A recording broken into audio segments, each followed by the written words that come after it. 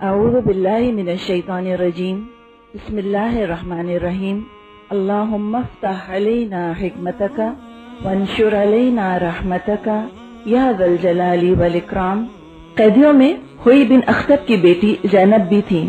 یہ ہوئی بن اخطب بہت بڑا یہودیوں کا سردار تھا، خود وہ مارا گیا اور ان کی عورتیں مسلمانوں کی قیدی بنی۔ اس میں ان کی بیٹی بھی تھی، نام زینب تھا۔ جب گرفتار ہوئی تو اس زمانے میں نئی دلہن تھیں۔ ان کا شوہر کنانہ بھی خیبر کے جو مرد مارے گئے تھے اس جنگ میں، ان میں وہ بھی مارا گیا۔ مال غنیمت جب تقسیم ہوا تو زینب حضرت داہیہ کلبی رضی اللہ تعالیٰ عنہ کے حصے میں آئیں۔ بعض صحابہ نے حضور کی توجہ اس بات کی طرف دلائی کہ یہ سردار کی بیٹی ہیں اور یہ آپ کے لیے زیادہ موزوں ہیں۔ رسول اللہ نے داہیہ کلبی کو دوسری کنیز عطا فرمائی اور زینب کو آپ نے آزاد کر دیا۔ پھر اختیار دیا کہ چاہیں تو واپس اپنے گھر لوٹ جائیں یا چاہیں تو وہ نبی اکرم کے نکاح میں آ جائیں۔ انہوں نے نکاح میں آنا پسند کیا۔ رسول اللہ صلی اللہ علیہ وسلم نے ان کا نام زینب سے بدل کر صفیہ رکھا۔ صفیہ کا مطلب ہوتا ہے چنی ہوئی، چوزن ون۔ حضرت صفیہ کی عمر اس وقت 17 برس کی تھی، 17 ایئرز ان کی ایج تھی۔ آپ نے خود اپنی چادر سے سفر کے دوران ان پر پردہ کیا۔ جب کہیں رک کر قافلہ دوبارہ روانہ ہوتا تو رسول اللہ صلی اللہ علیہ وسلم اونٹ کے پاس بیٹھ جاتے اور اپنا گھٹنا وہاں رکھتے۔ دراصل حضرت صفیہ کا قد زیادہ لمبا نہیں تھا، قد میں ذرا سی کم تھیں، تو اونٹ پر چڑھنا دشوار ہوتا ہوگا ان کے لیے۔ خود اللہ کے رسول بیٹھتے، اپنا گھٹنا رکھتے اور آپ کے گھٹنے پر پاؤں رکھ کر یہ پھر اونٹ پر سوار ہو جاتی۔ اللہ کے رسول کو یہ بات پسند نہ آئی کہ کوئی اور حضرت صفیہ کو سوار کروائے۔ نکاح کے وقت نبی اکرم نے دیکھا کہ ان کے چہرے پر کچھ ہرا سا نشان ہے، تو ان سے پوچھا کہ یہ نشان کیسا ہے۔ بتانے لگی کہ ایک رات میں نے خواب میں دیکھا کہ آسمان سے چاند ٹوٹا ہے اور میری گود میں آ گرا۔ یہ خواب جب میں نے اپنے شوہر کو سنایا تو اس نے ایک زور کا مجھ کو چانٹا مارا۔ ان کی سختی دیکھیں، نئی دلہن ہے حالانکہ، اور اس پر یہ مار پیٹ اور یہ سختی کا حال شروع کر دیتے تھے۔ اس زور کا اس نے مارا ہوگا کہ آپ سوچیں کتنے دن گزرنے کے بعد بھی وہ نشان چہرے پر موجود تھا۔ کہنے لگی کہ اس نے مجھ کو بہت زور کا مارا اور کہا کہ کیا تو عرب کی ملکہ بننے کے خواب دیکھتی ہے؟ اس کو یہ احساس ہو گیا کہ شاید محمد صلی اللہ علیہ وسلم سے نکاح کا کوئی خیال اس کے دماغ میں آیا ہوگا کہ جو اس نے ایسا خواب دیکھا۔ مدینے پہنچ کر رسول اللہ صلی اللہ علیہ وسلم نے حضرت صفیہ رضی اللہ تعالی عنہا کو حارث بن نعمان رضی اللہ کے مکان میں رکھا، اس لیے کہ کوئی حجرہ تو بنا نہیں تھا ان کے لیے، تو ٹیمپرری ان کو وہاں رکھا گیا۔ ان کے حسن اور جمال کا شہرہ سن کر انصار کی عورتیں اور دوسری ازواج ان کو دیکھنے آئیں۔ اللہ تعالیٰ نے ان کو حسن کی دولت سے نوازا تھا، تو جہاں باقی ازواج آئیں تو حضرت عائشہ کیسے پیچھے رہ سکتی تھیں، وہ بھی آئیں۔ جب واپس جانے لگیں تو رسول اللہ ان کے پیچھے گئے۔ اب پوچھا، عائشہ تم نے اس کو کیسا پایا؟ بولی، یہودن ہے۔ کتنا ایک ٹپیکل رسپانس ہے، کتنا نیچرل۔ سوکن کے حسن کی تعریف کرنا ابھی تو ٹو مچ ہی ہے نا، کیسے کر سکتی تھی؟ اچھا برائی کریں تو جھوٹ بولیں، برا کیسے کہیں؟ ایک اور ہی جملہ کہہ دیا کہ ہاں یہودن ہے۔ اللہ کے رسول نے فرمایا ایسا مت کہو، وہ مسلمان ہو گئی ہے۔ حضرت صفیہ سردار کی بیٹی تھیں اور خاندانی سخاوت کا اثر انسان میں آتا ہی ہے۔ بہت بڑے دل کی تھیں، بہت صابر تھیں۔ ام المومنین کی حیثیت سے مدینے تشریف لائیں تو حضرت فاطمہ رضی اللہ تعالی عنہا ان کو دیکھنے آئیں، تو انہوں نے جو سونے کے جھمکے پہنے ہوئے تھے وہ اتار کر ان کو دے دیے۔ اپنی سوتیلی بیٹی سے، ظاہر ہے وہ تو اللہ کے نبی کی بیٹی بھی تھی، خاتون جنت تھی، تو چاہا کہ ان کا میں دل جیتوں، تو جو بھی کچھ ان کے پاس تھا اپنائیت پیدا کرنے کے لیے، جیسے کہ مائیں اپنا زیور بیٹیوں کو دیتی ہیں، اس طرح اپنا زیور انہوں نے حضرت فاطمہ کو دیا، بلکہ ان کے ساتھ اور جو خواتین آئی تھیں ان سب کو تھوڑا تھوڑا اپنا زیور دیا۔ نبی اکرم صلی اللہ علیہ وسلم حضرت صفیہ سے بہت محبت کیا کرتے تھے۔ ایک مرتبہ سفر میں ازواج ساتھ تھیں کہ حضرت صفیہ کا اونٹ بیمار ہو گیا۔ رسول اللہ نے حضرت زینب بنت جہش ان سے فرمایا کہ اپنا ایک اونٹ تم صفیہ کو دے دو۔ اچھا، حضرت زینب بنت جہش خود انتہائی سخی تھیں، سارے مدینے کے غریب غرباء کا خیال رکھا کرتی تھیں، بہت سخی، بہت بامروت خاتون تھی۔ لیکن اس موقع پر نہ جانے کیا ہوا کہ ان کے منہ سے نکل گیا کہ میں اس یہودیہ کو اپنا اونٹ کیوں دوں. یہ بات نبی اکرم کو اتنی ناگوار گزری کہ 2 مہینے آپ نے حضرت زینب سے بات نہیں کی. مذاق بات نہیں ہے، آپ یہ سوچیں 2 مہینے تک شوہر بات نہ کرے بیوی سے. حضرت زینب بہت پریشان رہی، آ کے حضرت عائشہ سے اپنا مسئلہ بیان کیا. حضرت عائشہ نے بمشکل ان کا قصور نبی اکرم صلی اللہ علیہ وسلم سے معاف کروایا. حضرت زینب فرماتی ہیں رسول اللہ کی خفگی نے مجھے تقریباً مایوس کر دیا تھا. آئندہ میں نے عہد کیا کہ ایسی بات کبھی نہیں کہوں گی. تو یہاں آپ دیکھیں کہ جو ازواج میں آپس میں تھوڑی بہت رقابت یا رشک جو تھا وہ تو نیچرل چیز، انڈرسٹینڈیبل، لیکن جب ضرورت پڑتی تو ایک دوسرے کے ہی کام آیا کرتی تھی.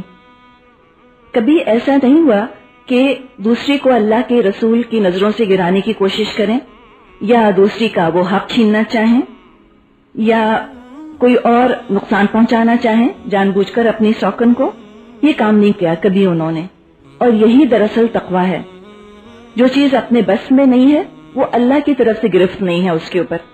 اصل بات یہ ہے کہ سوکنے جو ہیں وہ ایک دوسرے کی حق تلفی نہ کریں یا اس کے لیے لگائی بجھائی نہ کریں یا شوہر کا دل خراب کرنے کی کوشش نہ کریں اس کی طرف سے.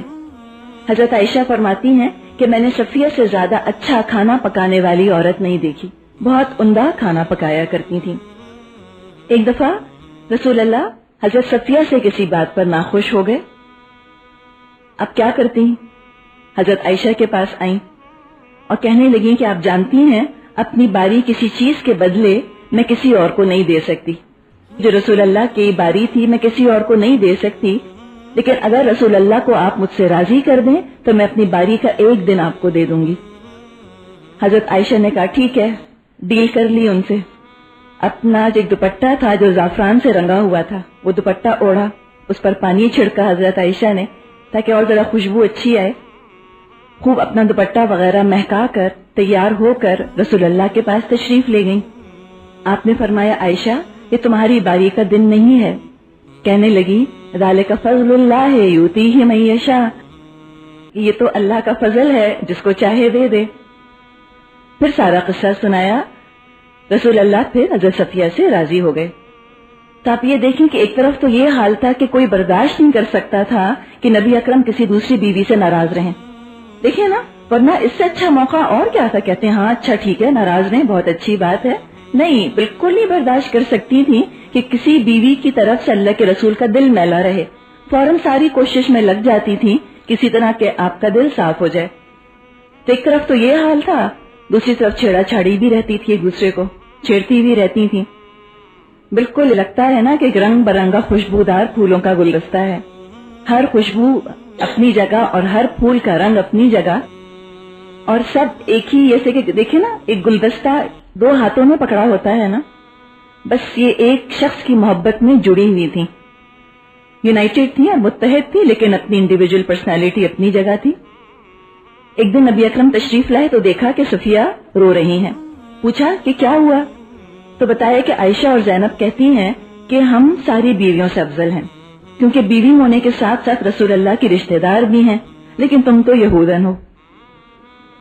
رسول اللہ نے فرمایا کہ جب عائشہ اور زینب ایسا کہیں تو تم کہہ دو کہ میرے باپ تو ہارون ہیں اور میرے چچا تو موسیٰ ہیں اور میرے شوہر محمد ہیں. تو آپ جواب دینا بھی سکھاتے تھے کہ اگر وہ یوں کہیں تب دیکھو تم ایسے کہہ دینا ان کو. پھر آپ نے جا کے ان سے کہا بھی اپنی بیویوں سے کہ اللہ سے ڈرو اور تم آئندہ صفیہ کو اس طرح یہودن نہ کہنا. دیکھیے ذرا کیسے ان کو ٹرین کرنا ہے، کیسے سمجھانا ہے. یہ آپ دیکھیے نا اللہ کے رسول کا طریقہ. بیزار ہو کے آج کل کے میاؤں کی طرح گھر سے باہر نہیں نکل جاتے تھے کہ کلب جا کر بیٹھ گئے تو وہ تو لڑ رہی ہیں آپس میں، تو چھوڑو ان کو ان کے حالوں کے اوپر. نہیں، یہ اسکیپزم نہیں سکھاتا نا اسلام، بلکہ یہ ہے کہ آپ میٹر کو ڈیل کریں، سکھائیں، ٹرین کریں ان کو. اتنی محبت کرتی تھی حضرت صفیہ نبی اکرم صلی اللہ علیہ وسلم سے کہ جب آپ کو موت کے مرض میں مبتلا دیکھا تو بے چین ہو گئیں اور فرمایا یا رسول اللہ کاش آپ کی بیماری مجھ کو ہو جائے. باقی ازواج ایک دوسرے کو دیکھنے لگیں. اللہ کے رسول نے فرمایا واللہ یہ سچی ہیں کہ واقعی اس وقت اس کے دل کی یہی کیفیت ہے کہ اس کا بس اگر چلے تو یہ میری جگہ لیٹ جائے اور یہ موت کا مرض اپنے سر پر لے لے. محض نمائشی بات نہیں کہہ رہی، سچے دل سے کہہ رہی ہیں. حضرت صفیہ رضی اللہ تعالیٰ عنہ کا 50 ہجری میں انتقال ہوا، 60 سال کی ان کی عمر تھی۔ رسول اللہ کی شادیوں پر جو لوگ اعتراض کرتے ہیں، شاید وہ یہ بات نہیں جانتے کہ ان کی تمام بیویوں نے اپنی آزاد مرضی سے اور اپنی خوشی سے آپ کے نکاح میں آنا قبول کیا تھا، آنر سمجھ کے آپ کے نکاح میں آئی تھیں، اور پھر ان کو تو اختیار دیا گیا تھا کہ جو چاہے وہ آزادی حاصل کر سکتی ہے۔ قرآن میں یہ آیت موجود ہے تاکہ بعد میں لوگ یہ نہ کہیں کہ زبردستی ان کو رکھا گیا تھا، چوائس دے دی گئی تھی ان کو۔ اس کے باوجود انہوں نے ظاہر ہے کہ اللہ اور اللہ کے رسول ہی کو پسند کیا۔ نبی اکرم صلی اللہ علیہ وسلم کا قرب، ان کا ساتھ آپ کی تمام بیویوں کو بہت محبوب تھا، جان چھڑکا کرتی تھیں اپنے شوہر پر، اور شوہر بھی ایسا کہ جس میں ہر خوبی موجود ہو، جو کوئی بھی عورت ایک آئیڈیل شوہر میں تصور کر سکتی ہے کہ میرے شوہر میں یہ خوبیاں ہونی چاہیے، وہ تمام خوبیاں بلکہ اس سے بڑھ کر نبی اکرم صلی اللہ علیہ وسلم میں موجود تھیں۔ بہت زیادہ اپنی بیویوں کے حقوق کا خیال کرنے والے تھے۔ کبھی ایسا نہیں ہوا کہ ایک اور بیوی کے آ جانے سے پہلی کو بھول گئے ہوں یا اپنی پہلی کو نگلیکٹ کرنا شروع کر دیا ہو۔ سب کو برابر کی توجہ، برابر کا پیسہ دیا کرتے تھے۔ شکل کا کم یا زیادہ ہونا یا عمر میں کم یا زیادہ ہونا، اس سے آپ نے کبھی ڈسکریمنیٹ نہیں کیا اپنی ازواج میں۔ یہاں تک آپ دیکھیں، اتنی ینگ اور اتنی حسین بیویوں کے ہونے کے باوجود آپ اپنی پہلی بیوی حضرت خدیجہ کو کبھی نہ بھولے۔ دنیا سے رخصت ہو گئی تھی، اس کے باوجود آپ کے دل میں ان کا ایک خاص مقام موجود تھا۔ ایک دفعہ حالہ بنت خولید، یہ حضرت خدیجہ کی بہن ہے، حضرت حالہ رضی اللہ تعالی عنہ تشریف لائیں، گھر کے باہر کھڑے ہو کر رسول اللہ سے اندر آنے کی اجازت طلب کی۔ ان کی آواز سن کر رسول اللہ کے چہرے کا رنگ بدل گیا، کہنے لگے واللہ کیا یہ حالہ ہیں؟ اس لیے کہ ایک دم حضرت خدیجہ ان کو یاد آ گئی نا ان کی آواز سن کر، اور اپنی بیوی کی یاد آپ کو شدت سے آئی۔ حضرت عائشہ فرماتی ہے کہ مجھے رشک آیا، غصہ اور رقابت کی کیفیت جمع ہو گئی۔ میں نے کہا آپ ایک قریش کی بڑھیا کو یاد کرتے ہیں جس کے دانت گر کر صرف سرخ مسوڑے رہ گئے تھے؟ اللہ نے اس کے بدلے آپ کو اس سے اچھی یعنی کہ ینگ اور خوبصورت بیوی عطا فرما دی۔ ایک اور روایت میں آتا ہے، یہ سن کر نبی اکرم صلی اللہ علیہ وسلم غصے ہو گئے، تو فرماتی ہیں تب میں نے عہد کر لیا کہ اللہ کی قسم اب خدیجہ کا ذکر بھلائی ہی سے کیا کروں گی۔ عقل مند بیویاں جانتی ہیں نا کہ شوہر سے کس حد تک لبرٹی لے سکتی ہیں وہ، اور وہ جانتی ہیں کہ اپنی لمٹ سے آگے بڑھی تو پھر اپنی شامت بلانی ہے، تو ایک حد تک کی جاتی ہیں جہاں تک شوہر ان کو اجازت دیتا ہے، لمٹس نہیں کراس کرتی۔ حضرت خدیجہ سے آپ کی محبت کا عالم یہ تھا کہ آپ جب کبھی کوئی بکری بھی ذبح کرتے تو کچھ حصہ حضرت خدیجہ کی سہیلیوں کو ضرور روانہ کرتے۔ اس موقع پر حضرت عائشہ کہتی ہیں کہ ہاں شاید دنیا میں کوئی عورت تھی ہی نہیں سوائے خدیجہ کے۔ کیا کرتی نا، ان کو ہوتا تھا کہ میں اتنی خوبصورت جب موجود ہوں تو پھر کیوں یاد کرتے ہیں ان کو۔ لیکن یہ انصاف آپ دیکھیں اللہ کے رسول کا، دنیا سے گئی ہوئی بیوی کو بھی کبھی آپ نے بلایا نہیں۔ برنارڈ شاہ کہتا ہے کوئی مرد آج یہ دعویٰ نہیں کر سکتا کہ انتقال شدہ عمر رسیدہ بیوی سے اس کو ایسی ہی محبت ہے جیسی کہ زندہ خوبصورت اور اپنی ینگ بیوی سے۔ کوئی مرد یہ دعویٰ کر سکتا ہے؟ ایک لاتے ہیں تو پچھلی کو بھول جاتے ہیں، کہاں یہ آپ دیکھیں نبی اکرم صلی اللہ علیہ وسلم کا اپنی بیویوں سے محبت کرنا، ایسا حسن سلوک، اور اسی کی تاکید آپ نے باقی مردوں کو بھی کی ہے۔ فرمایا خیرکم خیرکم للنساء، تم میں سے بہترین وہ ہیں جو اپنی بیویوں کے ساتھ بہترین ہیں۔ گھر میں آپ ایک فرینڈ اور ایک کانفیڈنٹ کی طرح رہا کرتے تھے، اپنی بیویوں کی نفسیات کا، ان کے جذبات کا، ان کی پسند اور ناپسند کا بہت خیال رکھتے تھے۔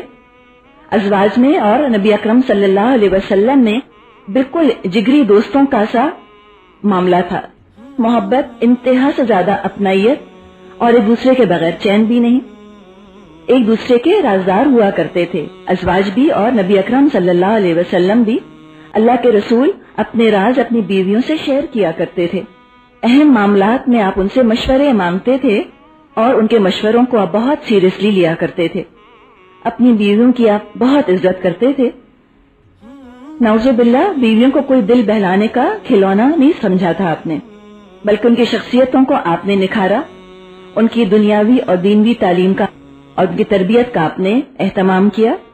اس لیے کہ یہ بھی ذمہ داری شوہر کی ہوتی ہے کہ وہ بیویوں کی تربیت بھی کرے اور تعلیم کا بھی انتظام کرے. ہر طرح کی انٹلیکچوئل ایکٹیویٹی میں حصہ لینے پر آپ اپنی ازواج کو بہت انکریج کیا کرتے تھے.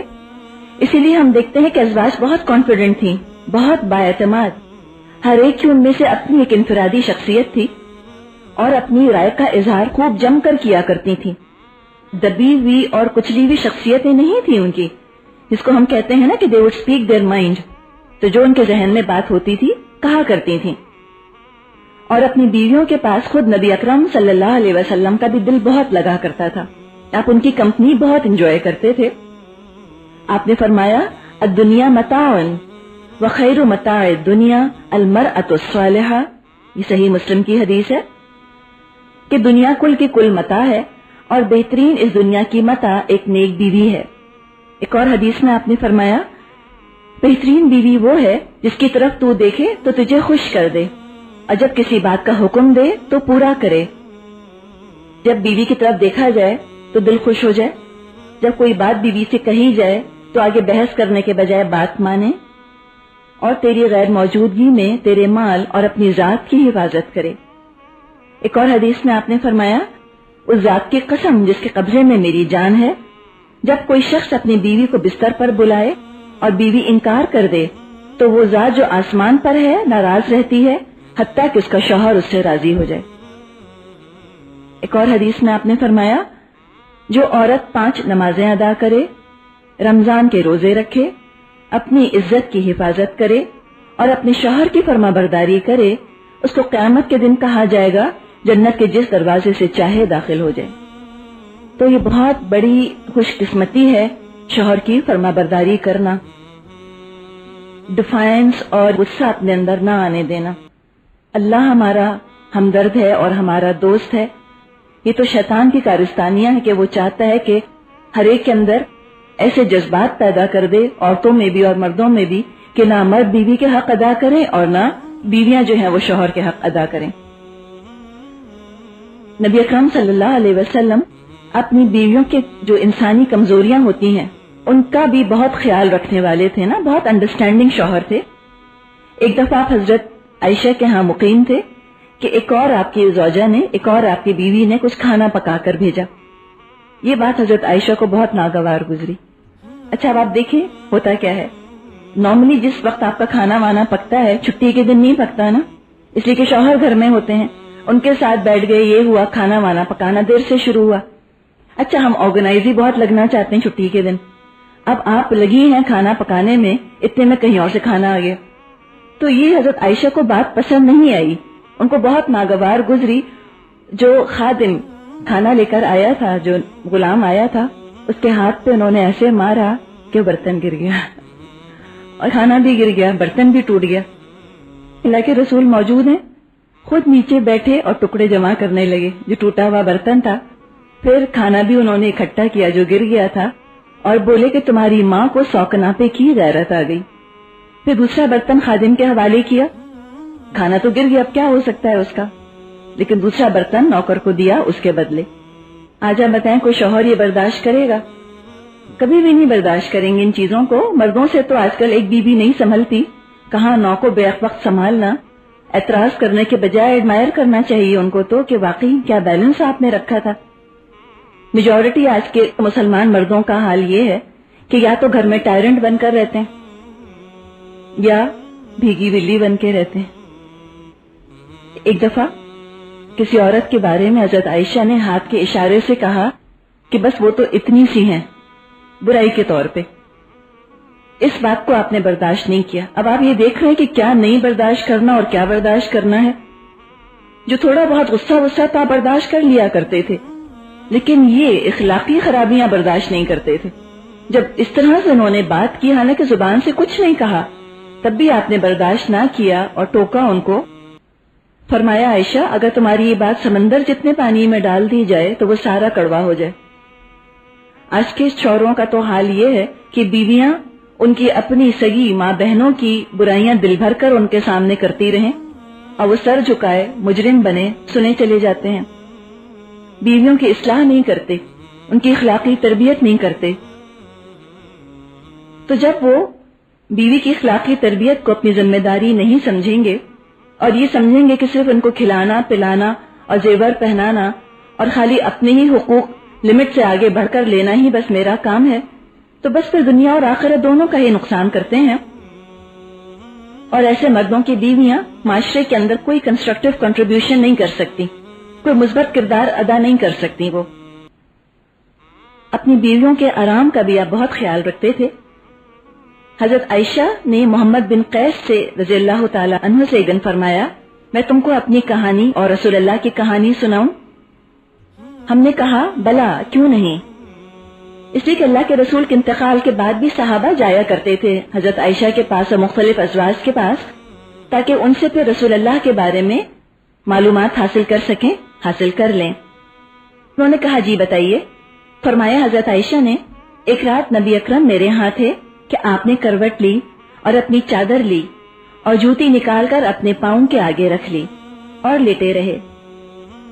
جب وہ سمجھے کہ میں سو گئی، آہستہ سے اپنی چادر لی، آہستہ سے جوتی پہنی، آہستہ سے دروازہ کھولا اور آہستہ سے باہر نکلے اور پھر آہستہ سے دروازہ بند کر دیا۔ ہڑبونگ نہیں کہ لائٹ کھولی، الماری کھولی، چیزیں نکالی، نہیں، یہ سب کچھ نہیں۔ احساس کہ بیوی سو رہی ہے تو اس کی نیند نہ ڈسٹرب ہو، خیال کیا بہت زیادہ۔ جب رسول اللہ گھر سے نکلے، اچھا آپ یہ دیکھیں کہ اللہ کے رسول سوتا سمجھ کے کر رہے ہیں تو یہ نہیں کہتی کہ میں جاگ رہی ہوں، پریٹینڈ کرتی نہیں کہ ہاں جیسے میں سوئی رہی ہوں، دیکھنا چاہ رہی تھی کہ کرتے کیا ہیں، سب دیکھ رہی ہیں۔ جب رسول اللہ گھر سے نکلے تو کہتی ہیں جھٹ میں بستر سے اٹھ گئی کہ دیکھوں کہ آخر اتنے چپکے چپکے رات کو کہاں جا رہے ہیں۔ یہ بھی آپ دیکھیں عقل مند بیوی کی نشانی ہوتی ہے، کبھی شوہر کے بارے میں لاپرواہ اور کمپلیسنٹ نہیں ہونا چاہیے۔ تو فرماتی ہیں کہ میں نے بھی اپنی چادر لی، سر پر اوڑی، گھونگھٹ نکالا اور ازار پہنی اور ان کے پیچھے چل پڑی، یہاں تک کہ آپ بقی پہنچے اور دیر تک کھڑے رہے۔ جنت البقی قبرستان ہے۔ پھر 3 بار آپ نے دونوں ہاتھ اٹھائے، پھر لوٹے۔ اب دیکھا نا کہ رسول اللہ ٹرن ہو رہے ہیں تو کہتی ہیں میں بھی لوٹی، وہ جلدی چلے میں بھی جلدی چلی، وہ دوڑے اور میں بھی دوڑی، گھر آ گئے اور میں بھی گھر آ گئی۔ یہ پہلے گھر پہنچ گئی، گھر آتے ہی دوبارہ سے لیٹ گئی بستر پر۔ رسول اللہ گھر آئے تو فرمایا عائشہ کیا ہوا، تم کو سانس پھول رہا ہے اور تمہارا پیٹ بھی پھولا ہوا ہے؟ میں نے کہا کچھ نہیں۔ آپ نے فرمایا تم بتا دو، نہیں تو لطیف خبیر مجھے بتا دے گا، اگر تم نے نہ بتایا تو اللہ مجھے بتا دے گا۔ میں نے بتا دیا۔ تب آپ نے فرمایا وہ جو کالا کالا سا میرے آگے تھا کیا وہ تو تھی؟ چادر پہنی ہوئی تھی نا، اور دوڑ رہی ہوں گی آگے آگے، رسول اللہ پیچھے پیچھے ہیں ان کے۔ تو کہا اچھا وہ کالا کالا جو میرے آگے تھا کیا وہ تو تھی؟ تو میں نے کہا جی ہاں۔ پھر آپ نے محبت سے میرے سینے پر مارا، جیسے کہ نہیں ایک آپس میں ذرا سا محبت سے ایک دوسرے کو کیا جاتا ہے، اور فرمایا کہ تو نے خیال کیا کہ اللہ اور اس کا رسول تیرا حق مار لے گا، تمہاری باری کے دن کسی اور بیوی کے پاس چلا جاؤں گا؟ تو اس پر کہتی ہیں اگر آپ ایسا کرتے تو اللہ کو پتا چل جاتا۔ ایک اور روایت میں آتا ہے کہ انہوں نے کہا کہ مجھ جیسی بیوی آپ جیسے شوہر کے بارے میں تو ایسا ہی سوچے گی۔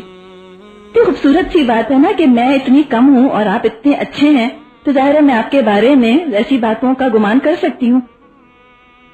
تو جب انہوں نے کہا کہ اگر آپ کسی اور بیوی کے پاس جاتے کو پتا چل جاتا، تو آپ نے ایکسپلین کیا، اللہ کے رسول نے ان کو بتایا کہ جبریل علیہ السلام میرے پاس آئے اور مجھے پکارا اور تم سے چھپایا تو میں نے بھی تم سے چھپایا، میں سمجھا کہ تم سو گئی۔ اگر آپ عالم الغیب ہوتے تو آپ کو پتا نہ چلتا کہ نہیں سوئی، 7 پہلو میں لیٹی ہیں، آپ کو نہیں پتا کہ وہ جاگ رہی ہیں کہ سو رہی ہیں۔ انسان ہی تھے، جتنا انعام شوہر کو علم ہو سکتا ہے انسان کی حیثیت سے، اتنا ہی ان معاملات میں آپ کو بھی علم ہوتا تھا۔ تو آپ نے فرمایا کہ میں سمجھا کہ تم سو گئی، برا جانا کہ تم کو جگاؤں، تو یہ بھی سوچا کہ تم گھبراؤ گی۔ پھر جبریل نے کہا کہ آپ کا رب حکم فرماتا ہے کہ بقی جائیے اور مردوں کے لیے مغفرت مانگیے۔ میں نے پوچھا کس طرح مغفرت مانگوں؟ اچھا جبریل نے فرمایا کہ آپ کہیے السلام علی اہل الدیار من المؤمنین والمسلمین ویرحم اللہ المستقدمین منا والمستأخرین وإنا ان شاء اللہ بکم للاحقون۔ یہ دعا ہے قبرستان جانے کی. تو یہ دعا بھی جبریل علیہ السلام نے اللہ کے حکم پر نبی اکرم کو سکھائی اور آپ کے ذریعے سے ہم نے یہ دعا سیکھی ہے. جیسے کہ ہر شادی شدہ زندگی میں کچھ اپس اینڈ ڈاؤنز آتے ہیں، اسی طرح رسول اللہ کی زندگی میں اور ان کی شادی شدہ زندگی میں بھی چند واقعات ہم کو ایسے ملتے ہیں. جیسے کہ ابھی ہم دیکھ رہے ہیں کہ آپ اپنی بیویوں کی کس حد تک نازبرداری کیا کرتے تھے، یہاں تک کہ آپ نے ان کے خیال سے اور ان کے کہنے پر آپ نے شہد کھانا چھوڑ دیا، عہد کر لیا کہ اب آپ شہد نہیں کھائیں گے. اس پر سورہ تحریم نازل ہوئی، یا ایھا النبی لما تحرم ما احل اللہ لک تبتغی مرضات ازواجک واللہ غفور الرحیم. اے نبی، کیوں حرام کرتے ہیں اپنے اوپر وہ چیز جو اللہ نے آپ پر حلال کی ہے؟ کیا اپنی ازواج کی خوشی چاہتے ہیں؟ یہاں تنبیہ ہے کہ اتنی نازبرداری آپ کو نہیں کرنی. آپ صرف ان کے شوہر نہیں ہیں، آپ رسول بھی ہیں. اگر آپ نے اس طرح کی چیزیں اپنے اوپر حرام کر لی تو باقی مسلمان اس کو اس وجہ سے کھانا چھوڑ دیں گے کہ اللہ کے رسول نہیں کھاتے. تو اسی لیے فرمایا کہ واللہ غفور الرحیم، اللہ معاف فرمانے والا، درگزر فرمانے والا ہے. اللہ نے یہ قصور آپ کا معاف کر دیا. مراد یہ ہے کہ ایسے آپ ناز ان کے نہیں اٹھائیں گے. ایک مشہور کہاوت ہے نا کہ ناز کرے ناز بردار سے، جو اٹھاتا ہے نخرے تو نخرے کیے بھی جاتے ہیں. شوہر اتنا نرم مزاج اور اتنا محبت کرنے والا ہو تو بیویاں بھی پھر ناز کرتی ہیں. آج آپ دیکھیے شاید ہمیں اس بات کو سمجھنے میں مشکل پیش آئے، اس لیے کہ اللہ کے رسول تو ہمارے سامنے ایک انسٹیٹیوشن کی حیثیت سے ہیں. لیکن جس زمانے میں آپ موجود تھے تو اس زمانے میں مختلف انسانی رشتوں میں بھی آپ جڑے ہوئے تھے. اپنی ازواج سے صرف رسول اور امتی والا رشتہ نہیں تھا، بلکہ شوہر اور بیوی والا رشتہ بھی تھا آپ کا. اور انسان ہونے کے ناطے بعض دفعہ ازواج کے لیے یہ توازن رکھنا دشوار ہو جاتا تھا کہ رسول والی حیثیت اور شوہر والی حیثیت اپنی اپنی جگہ برقرار رہے. آسان کام نہیں تھا، یقیناً ایک بہت مشکل کام تھا. بہت محتاط ہونا پڑتا تھا ازواج کو کہ کہیں کسی وقت رسول اللہ کو صرف اپنا ہسبینڈ سمجھ کر ٹریٹ نہ کرنا شروع کر دیں.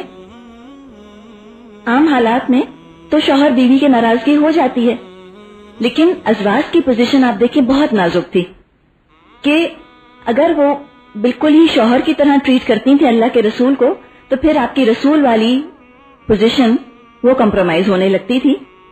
اور بعض دفعہ یہ ہوتا تھا آپ کی بیویاں بہت پرفیکٹ بیلنس نہیں رکھ سکتی تھیں. تو ایسے موقع پہ ضروری ہوا کہ اللہ کی طرف سے کچھ احکامات نازل کیے جائیں اور رسول کی بیویوں کو بھی بتایا جائے کہ کس حد تک بس وہ لبرٹی لے سکتی ہیں نبی اکرم صلی اللہ علیہ وسلم سے اور کس لمٹ سے پھر وہ آگے نہیں بڑھ سکتی. انہی کی طرف سے کچھ ایسی ڈیمانڈز آئی تھیں، نان نفقے کی، کچھ پیسے ٹکے کی، اس لیے کہ بہت تنگی سے تو گزارا کیا تھا انہوں نے، مہینہ مہینہ چولہا نہیں جلا کرتا تھا. تو جب خیبر بھی فتح ہو گیا اور مال غنیمت آنے لگا اور عام مسلمانوں کی حالت بھی مالی طور پر، معاشی طور پر، اکنامکلی اچھی ہونے لگی تو آپ کی بیویوں نے بھی تھوڑا سا اضافہ مانگا. نہ اس میں کوئی شرعی نقصان تھا، نہ کوئی اخلاقی طور پہ ہم ان کو منع کر سکتے ہیں کہ ان کو یہ کام نہیں کرنا چاہیے تھا. نارمل بات انہوں نے کی تھی، لیکن یہ بھی اللہ کے رسول کو پسند نہیں آئی. جو ان کا مقام تھا ازواج کا، اس سے یہ بات گری ہوئی تھی کہ وہ پیسے کا مطالبہ کریں. تو جب یہ ہوا تو کچھ نبی اکرم صلی اللہ علیہ وسلم کو بھی ناگوار گزرا. 1 مہینے کے لیے آپ نے اپنی بیویوں سے جدائی اختیار کر لی. اس کو ایلا کہا جاتا ہے. یہ واقع ایلا ہے کہ آپ 1 مہینہ اپنی تمام بیویوں سے جدا رہ کر الگ ایک مقام پر رہے. ذرا سی اس کی تفصیل ہم دیکھ لیتے ہیں. نبی اکرم صلی اللہ علیہ وسلم کا اپنا روٹین تھا کہ عصر کی نماز کے بعد آپ تھوڑی تھوڑی دیر تمام ازواج کے پاس چکر لگایا کرتے تھے. وقت بھی بہت تھوڑا ہوتا ہے، عصر اور مغرب کے درمیان تھا. ازواج کی تعداد زیادہ تھی، بہت زیادہ وقت تو کسی کے حصے میں نہیں آتا تھا. 2-4 منٹ بھی اگر یہاں سے وہاں ہوتے تو وہ کافی محسوس ہوتا تھا ان کو. ایک دفعہ حضرت زینب بنت جہش رضی اللہ تعالی عنہا کے پاس آپ کو تھوڑی زیادہ دیر ہو گئی. حضرت عائشہ رضی اللہ تعالی عنہا کو خیال آیا کہ آخر کیوں زیادہ دیر وہاں پر ٹھہرے. تجسس کیا تو پتا چلا کہ حضرت زینب کے پاس شہد آیا ہوا ہے، کسی نے تحفے کے طور پہ شہد بھیجا ہے ان کو، اور وہ شہد نبی اکرم صلی اللہ علیہ وسلم وہاں پر کھاتے ہیں. اس کو کھانے میں ٹائم تھوڑا زیادہ لگ جاتا ہے. حضرت عائشہ نے حضرت حفصہ سے کہا جب حضور صلی اللہ علیہ وسلم ہمارے اور تمہارے گھر تشریف لائیں تو کہنا کہ یا رسول اللہ کیا آپ نے مغافیر کا شہد کھایا ہے؟ مغافیر ایک پھول ہوتا ہے، شہد کی مکھی اس کا رس چوستی ہے، اس پھول کے اندر ذرا سی اسمیل ہوتی ہے اور اس کی اسمیل پھر اس شہد میں بھی آ جاتی ہے۔ اب آپ یہاں دیکھیے کہ کچھ اور نہیں کہہ رہی ہیں، کوئی اور بات نہیں کہہ رہی، اس لیے کہ جھوٹ تو نہیں بول سکتی نا، وہ تو منع ہے۔ یہ بھی نہیں کہہ رہی کہ اچھا آپ نے کوئی ایسی چیز کھائی ہے، ایک سوال پوچھنا کہ کیا آپ نے مغافیر کا شہد کھایا ہے، بس اتنا۔ تو آپس میں دونوں نے مل کر یہ بات طے کی، بہت دوستی بھی تھی حضرت عائشہ اور حضرت حفصہ رضی اللہ تعالیٰ عنہما میں، تو انہوں نے پورا پلان کیا کہ تم بھی یہ پوچھنا الگ سے، میں بھی یہی پوچھوں گی الگ سے جب میرے گھر آئیں گے، اور جب حضور فرمائیں گے کہ زینب نے شہد پلایا ہے تو پھر تم کہنا کہ اچھا آپ کے منہ سے تو مغافیر کی بو آتی ہے۔ جب حضور صلی اللہ علیہ وسلم حضرت حفصہ کے ہاں تشریف لائے تو یہی سوال جواب ہوئے، پھر جب حضرت عائشہ کے پاس گئے تو بھی یہی بات دہرائی گئی۔ آپ کی طبیعت میں تکدر پیدا ہوا کیونکہ آپ کو کسی بھی قسم کی بو انتہائی ناپسند تھی۔ چنانچہ پھر جب آپ حضرت زینب کے ہاں تشریف لے گئے اور انہوں نے آپ کو شہد آفر کیا تو آپ نے فرمایا مجھے اس کی ضرورت نہیں، میں آئندہ شہد نہیں کھاؤں گا۔ اس پر یہ آیت نازل ہوئی کہ یا ایھا النبی لما تحرم ما احل اللہ لک، اے نبی کیوں حرام کرتے ہیں اپنے اوپر اس چیز کو جو اللہ نے آپ کے لیے حلال کی ہے، تبتغی مرضات ازواجک، کہ اپنی بیویوں کو راضی کرنا چاہتے ہیں۔ جب یہ آیت نازل ہو گئی تو پھر آپ نے جو قسم کھائی تھی کہ میں شہد نہیں کھاؤں گا اس سے رجوع کیا اور شہد کو استعمال کیا۔ واقعہ ایلا، اس کے احکامات ہم سورہ بقرہ میں بھی پڑھ چکے ہیں۔ ازواج مطہرات کے لیے غلہ اور کھجور کی تعداد ایک فکس تھی، نبی اکرم صلی اللہ علیہ وسلم اس کا انتظام کرتے تھے۔ جو بھی وہ تعداد تھی بہرحال بہت قلیل اور بہت کم تھی، ضروریات کے لیے کافی نہیں ہوتی تھی، اور ازواج کا گزارا بھی تنگ دستی کے ساتھ ہی ہوتا تھا۔ خیبر کی فتح کے بعد اموال غنیمت میں اور مال اور دولت میں کافی اضافہ ہو گیا، عام مسلمان بھی خوشحال ہو گئے، چنانچہ ازواج نے اپنے مقررہ گزارے میں اضافے کی خواہش کی۔ اب وہ جیسے کہ ہم نے بات کی تھی کہ نہ عقلی طور پہ، نہ قانونی طور پہ، نہ اخلاقی، نہ شرعی کوئی قباحت نہیں ہے، کوئی حرج نہیں ہے اس کے اندر۔ اور یہ آپ دیکھیے کون سا وہ لاکھوں مانگ رہی ہیں، بس اتنا مانگ رہی ہیں کہ روز کھانا پک جائے، اتنی سی بات۔ اس میں یہ فیکٹر بھی شامل ہوگا کہ نبی اکرم صلی اللہ علیہ وسلم بھی اچھا کھا لیں۔ جب بیوی کے ہاں پکے گا تو شوہر بھی تو کھائے گا نا ساتھ ہی۔ یہ بات نہیں تھی کہ وہ خالی کوئی اپنی ذات کے لیے بہت مانگ رہی تھیں کہ ہم بڑا پہنیں گے، اوڑھیں گے اور ہم کوئی لاکھوں کے حساب سے خرچ کریں گے، یہ تو ان کی طبیعت میں ہی نہیں تھا۔ خلافت راشدہ کے زمانے میں ہزاروں کی تعداد میں اشرفیاں بانٹی جاتی تھیں، ایک دفعہ 70,000 اشرفیاں حضرت عائشہ کو بھیجی گئیں، اپنی دامن میں رکھ کر بیٹھ جاتی تھیں اور وہ صدقہ کرتی رہتی تھیں اور شام تک اپنا دامن جھاڑ کر اٹھ گئیں۔ اس دن روزے سے تھیں، کنیز نے کہا کہ کچھ تو پیسے رکھ لیتی تو ہم افطار کچھ اچھا کر لیتے، میں افطار کے لیے آپ کے لیے کوئی چیز لے آتی۔ کہنے لگی کہ مجھ کو یاد نہ رہا، تو اس وقت یاد دلا دیتی تو اب تانا دینے کا کیا فائدہ۔ یہ تو ان کا دنیا سے بے رغبتی کا حال تھا، بالکل نیچرل، جیسے کہ عام بیویاں ڈیمانڈ کرتی ہیں اپنے شوہروں سے کوئی چیز، اسی طرح انہوں نے بھی سوچا کہ جب سبھی کو مل رہا ہے تو ہم بھی کیوں نہ تھوڑا سا لے لیں۔ لیکن چونکہ وہ عام بیویاں نہیں تھیں اور نبی اکرم صلی اللہ علیہ وسلم عام شوہر نہیں تھے، آپ نے تو اپنے لیے اختیاری فقر پسند کیا تھا، والنٹیرلی آپ نے اس بات کو اپنے لیے پسند کیا تھا کہ آپ غربت کی زندگی گزاریں۔ ورنہ یہ ہوتا کہ اگر مال و دولت کے ساتھ آپ اپنے گھر والوں کو بھی وہ مال دینے لگتے تو جو آئندہ اعتراض کرنے والے آئے وہ یہ کہتے کہ عام بادشاہوں میں اور نبی اکرم صلی اللہ علیہ وسلم میں کیا فرق رہ گیا، انہوں نے بھی دولت حاصل کی، انہوں نے بھی دولت حاصل کی۔ تو لہٰذا آپ نے کبھی پسند نہیں کیا اس چیز کو کہ آپ کے گھر میں کسی قسم کی مال یا دولت جمع ہو یا کوئی اس کا اظہار کیا جائے۔ ایک اور بھی اس میں واقعہ آتا ہے کہ ایک دفعہ حضرت عمر رضی اللہ تعالیٰ عنہ نے اپنی بیوی سے کچھ کہا، ان کی بیوی نے پلٹ کے جواب دے دیا۔ حیران ہو گئے حضرت عمر، کہتے ہیں تم ہمیں جواب دیتی ہو؟ انہوں نے کہا ہاں تو کون سی بڑی بات ہے، حضور کی بیوی تو سارا دن ان کو جواب دیتی ہیں۔ اس پہ حضرت عمر کو پریشانی ہوئی، تشویش ہوئی، وہ گئے اپنی بیٹی حضرت حفصہ کے پاس اور پوچھا تو انہوں نے کہا کہ ہاں ہم بات کرتے ہیں نبی اکرم صلی اللہ علیہ وسلم سے اس طرح. پوچھا کیا تم ناراض بھی ہوتی ہو اللہ کے رسول سے؟ انہوں نے کہا ہاں ہم بعض دفعہ پورا دن بات بھی نہیں کرتے ان سے. اس میں بھی ایک روایت آتی ہے نا کہ نبی اکرم نے فرمایا حضرت عائشہ سے کہ عائشہ جب تم خفا ہوتی ہو مجھ سے تب بھی مجھے پتا چل جاتا ہے اور جب تم مجھ سے خوش ہوتی ہو تب بھی پتا چل جاتا ہے. انہوں نے پوچھا کس طرح؟ تو کہا کہ جب تم مجھ سے خوش ہوتی ہو تو کہتی ہو محمد کے رب کی قسم، اور جب تم ناراض ہوتی ہو مجھ سے تو کہتی ہو ابراہیم کے رب کی قسم. یہ ہے ناراضگی. ان کے ناراضگی کو اپنی ناراضگی پر مت لے لیں. میاں کچھ پوچھ رہا ہے تو جواب ہی نہیں دے رہی اور منہ پھلائے پھر رہی ہیں یا سر لپیٹ کر لیٹ گئی بستروں کے اوپر. یہ انداز تھا سویلائز طریقہ ناراض بھی ہونے کا کہ بس نام لینا چھوڑ دیا. جب یہ بات پتا چلی حضرت عمر کو تو انہوں نے اپنی بیٹی کو برا بھلا کہا، ناراض ہوئے ان کے اوپر اور کہا کہ یہ بات مت کرو، اللہ اور اس کے رسول کو تم ناراض مت کرو اس طرح سے. لیکن وہی والی بات جو ہم نے ڈسکس کی تھی، ازواج کی جو پوزیشن تھی بیویوں کے طور پہ، تو ایک امتی اور ایک بیوی کے درمیان توازن رکھنا یہ کوئی آسان کام نہیں ہے.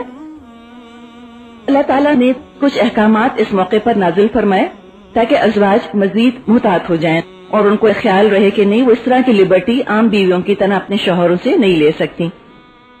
بہرحال کچھ 2-3 فیکٹرز ایسے جمع ہو گئے تھے جس سے کہ نبی اکرم صلی اللہ علیہ وسلم کی طبیعت میں تقدر پیدا ہوا. اور یہ بھی آتا ہے کہ ایک دفعہ آپ بیٹھے ہوئے تھے اور ساری آپ کی ازواج موجود تھی وہاں پر. اتنے میں حضرت عمر شاید تشریف لائے اور پوچھا کہ یہ کیا ہو رہا ہے، تو آپ نے بتایا کہ یہ مجھ سے نان نفقہ مانگتی ہیں. حضرت عمر نے بات کی اور ڈرایا ان کو کہ تم اللہ سے ڈرو، یہ ایسے مطالبے مت کرو. حضرت عمر ام سلمہ کے پاس بھی گئے اور ان سے بھی پوچھا کہ حضور کی بیویاں حضور کے ساتھ کیا سلوک کرتی ہیں. حضرت ام سلمہ تو بہت معتبر خاتون تھی. انہوں نے حضرت عمر سے کہا کہ عمر ہر معاملے میں تم بولتے ہو، اب کے رسول کی بیویوں کے معاملے میں بھی تم بولنا شروع کر دو گے. اس پر وہ شرمندہ ہو گئے اور ان سے کوئی اور سوال جواب انہوں نے نہیں کیے. اسی زمانے میں یہ بھی ہوا کہ نبی اکرم صلی اللہ علیہ وسلم گھوڑے سے گر پڑے اور آپ کے پہلو میں چوٹ لگی. آپ نے حضرت عائشہ رضی اللہ تعالیٰ عنہ کے حجرے سے جڑا ہوا ایک اور کمرہ تھا، وہاں جا کر آپ نے قیام فرما لیا اور 1 مہینے تک ازواج سے ملاقات نہ کی. منافقین تو ایسی باتوں کی تلاش میں رہا کرتے تھے. انہوں نے خبر مشہور کر دی کہ اللہ کے رسول صلی اللہ علیہ وسلم نے نعوذ باللہ اپنی ساری بیویوں کو طلاق دے دی ہے. حضرت عمر فرماتے ہیں کہ یہ وہ دور تھا کہ ہم آل غسان کی طرف سے جنگ کے خطرے میں رہا کرتے تھے. یہ غزوہ تبوک کی بھی بات کا واقعہ ہے کہ یہ خیال ہوتا تھا کہ پتہ نہیں کس وقت آل غسان ہم پر حملہ کر دیں. حضرت عمر فرماتے ہیں ایک دن میں سو رہا تھا کہ دروازے پر بہت زور کی دستک ہوئی، جیسے گھبرا کر کوئی نوک کرتا ہے. میں نے پوچھا کیا ہوا، کہ آل غسان نے حملہ کر دیا؟ کہنے والے نے کہا نہیں، اس سے بھی بڑا حادثہ ہو گیا، اللہ کے رسول نے اپنی ساری بیویوں کو طلاق دے دی ہے. مدینے کے سارے مسلمان بہت اپسیٹ، بہت پریشان رہے. کسی کی ہمت نہ ہوتی تھی کہ جا کے نبی اکرم سے پوچھ لیں کہ کیا معاملہ ہے. آخر حضرت عمر فاروق نبی اکرم کی خدمت میں حاضر ہوئے. آپ ایک کھردری چارپائی پر لیٹے ہوئے تھے اور آپ کے جسم پر اس بان کے نشانات بھی بن گئے تھے. یہ دیکھ کر حضرت عمر کو رونا بھی آیا اور کہا کہ قیصر اور کسریٰ کے لیے تو اتنے شاہانہ انتظامات ہیں اور آپ اتنی کھردری چارپائی پر لیٹے ہیں کہ اس کے نشان آپ کے جسم پر نظر آنے لگ گئے.